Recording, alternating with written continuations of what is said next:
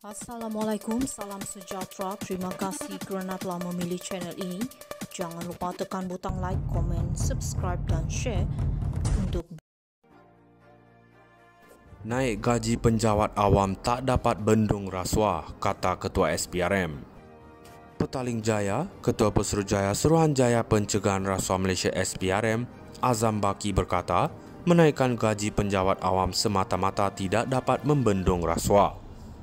Katanya kerajaan perlu menangani isu lebih mendalam yang mewujudkan peluang untuk rasuah berlaku kerana gaji rendah dan kemiskinan bukan faktor utama di sebalik rasuah dalam perkhidmatan awam. Jika sesetengah orang beranggapan rasuah disebabkan gaji rendah, nasihat saya kepada kerajaan ialah kekal berwaspada, jangan asyik naikkan gaji, katanya dalam wawancara dengan New Straits Times. Anda mungkin fikir ia kenaikan gaji akan mengurangkan rasuah, tetapi ia mengenai perkara lain.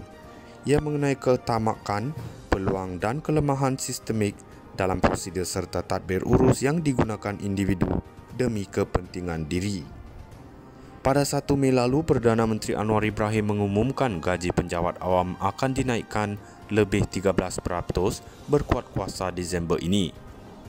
Kemudian Ketua Setiausaha Negara, Zuki Ali dilaporkan berkata, jumlah sabitan rasuah dalam kalangan penjawat awam merosot kepada 70 pada 2021 dan 21 pada 2022. Tetapi pada 2019, SPRM melaporkan 63.3% daripada aduan rasuah diterimanya berkaitan sektor awam. Azam menyeru aktivis dan NGO anti rasuah mempertimbangkan faktor serta laporan lain apabila mengkritik rasuah dalam negara.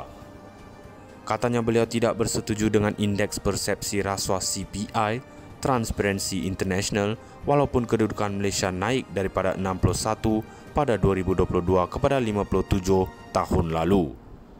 Jika anda tak suka seseorang, anda akan lihatnya secara negatif.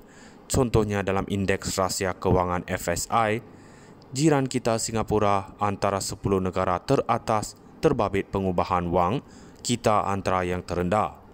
CPI juga perlu melihat markah ini kerana pengubahan wang dikaitkan dengan aktiviti rasuah. Naik gaji penjawat awam tak dapat bendung rasuah, kata Ketua SPRM. Petaling Jaya, Ketua Pesuruhjaya Suruhanjaya Pencegahan Rasuah Malaysia SPRM, Azam Baki berkata, menaikkan gaji penjawat awam semata-mata tidak dapat membendung rasuah. Katanya kerajaan perlu menangani isu lebih mendalam yang mewujudkan peluang untuk rasuah berlaku kerana gaji rendah dan kemiskinan bukan faktor utama di sebalik rasuah dalam perkhidmatan awam. Jika sesetengah orang beranggapan rasuah disebabkan gaji rendah, nasihat saya kepada kerajaan ialah kekal berwaspada, jangan asyik naikkan gaji, katanya dalam wawancara dengan New Straits Times. Anda mungkin fikir ia kenaikan gaji akan mengurangkan rasuah, tetapi ia mengenai perkara lain. Ia mengenai ketamakan, peluang dan kelemahan sistemik dalam prosedur serta tadbir urus yang digunakan individu demi kepentingan diri.